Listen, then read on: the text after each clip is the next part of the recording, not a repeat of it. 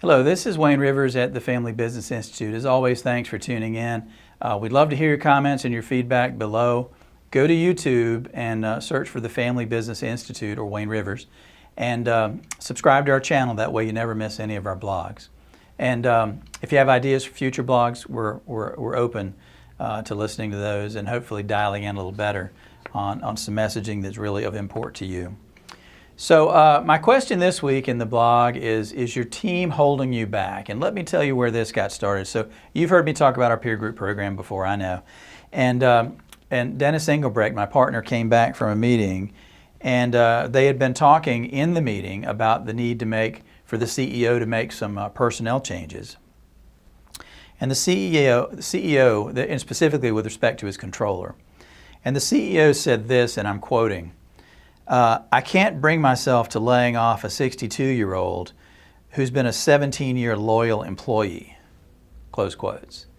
Now, the boss had never been totally satisfied with the employee, but somehow being around for 17 years and being 62 made him bulletproof. And the guy said, I can't bring myself to let him go. And you know, Dennis is a much more patient and tactful person than I am, but that's the kind of thing that makes my head explode. You know, we hear this all the time. I know I need to make a change. I know Sally she's not as effective as she once was. I know I need to make a change, but I just can't bring myself to blah, blah, blah. It happened here at the Family Business Institute, maybe 10 years ago, maybe a little bit longer now, but I went home and I was lamenting to my wife that it was December and I didn't really want to do this, but I was going to have to let somebody go. And my wife was horrified. You can't let her go right before Christmas. It'll ruin her Christmas. And I said, you're right, I'll wait. Well, I went to bed that night and I tossed and turned and I didn't get a wink of sleep. So it dawned on me when I woke up the next morning when I was taking a shower, hey, somebody's Christmas was going to get ruined. And right now it was mine. I was the one unable to sleep. And I resolved right then, as the leader of the business, that, you know, if somebody's Christmas was going to be ruined, it wasn't going to be mine. It was going to be somebody else. So I had to let her go the very next day. And I think I did the right thing. Because every time I've let somebody go, and I bet you can relate to this too, think about this. Every time you've let somebody go in your business, haven't your other employees come up to you and said, in so many words, whew, boy, what took you so long? You should have done that 6 months ago or a year ago. I hear that story all the time when I'm talking to family business leaders. You know, it's miserable to have to let somebody go. You won't sleep the night before. You'll have your heart will be racing. You'll be sweating. I mean, I hate it. It's horrible. It's the worst thing you have to do as a boss in a business. But your success is directly tied to the quality of the people that you have around you. A players attract A players. If you've got A players, God bless you, more power to you. But if you've got a bunch of C's, C players attract C players. And that's one of the reasons that you as the leader has to work so hard. You've failed to surround yourself with the caliber of people that are as caring and committed as you are about the success of your business.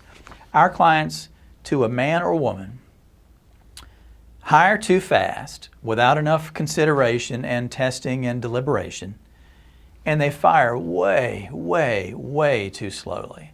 It's just a fact. So here's the exercise for this week's blog. Evaluate your people, especially your key people. They have the most impact on your day-to-day and the most impact ultimately on your business. And assign them a number on a 1 to 10 scale. 10 is a perfect, wonderful, delightful, productive employee, and a 1 is a miserable, you know what, needs constant hand-holding, causes problems, busts up morale, all this other stuff. So put a number on these people. And anybody you have on your list as an employee that's a 7 or lower, you really, really need to evaluate. If you've got somebody that's less than a 5, now why a 7? Why not a 5, which is right in the middle on that 10-point scale? That would be an average person, right? No, it's not right because you're too nice. And instead of giving somebody, I bet nobody on your list gets a 2 or 3. So that means the curve is skewed. So that's why we say 7. Anybody that's a 7 or lower, because you're too nice in evaluating them, you really need to take a hard look at. And ask yourself this question. Suppose, in this case, like in Dennis's case, it was a controller they were talking about. Suppose I had a controller who was an 8 or a 9 versus a 6 or a 7. What would that mean to me personally in terms of how I do my job? What would it mean to the business? What would having an 8 or a 9 performer in that job, or gosh, why not a 10? What would having a 10 in that job allow us to do as a business that we can't do right now? And compare the current situation, to what you see as an ideal future with a better employee in that place. And that'll tell you instinctively, you'll know if you've got the right idea, if you've got the right concept. If you've got somebody that's a 7 or lower on your list, they really, really, really need evaluation, and it's going to make things better. So back to the Family Business Institute example, we had a terrific office manager and bookkeeper at one time, and we were very close personally. She was delightful. But it got to a point where we were bickering like an old married couple, and finally I said, I think it's just time for us to separate. So we hired a new person, gave her 90 days to help find a new job and all that stuff, and train the new person.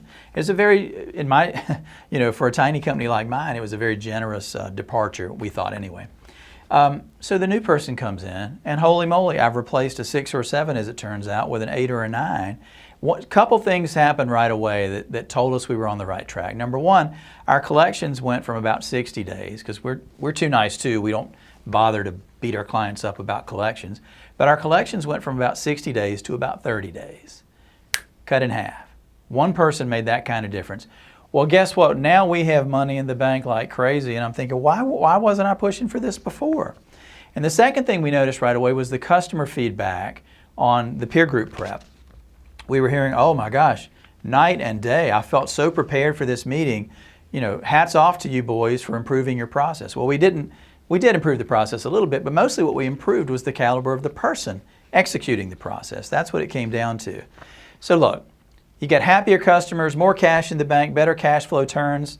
It was win-win, and she's a delightful person, and we're close personally as well. So, it really does make a difference to go from a 6 or a 7 to an 8 or a 9. It makes a huge difference. So look, think about it this way.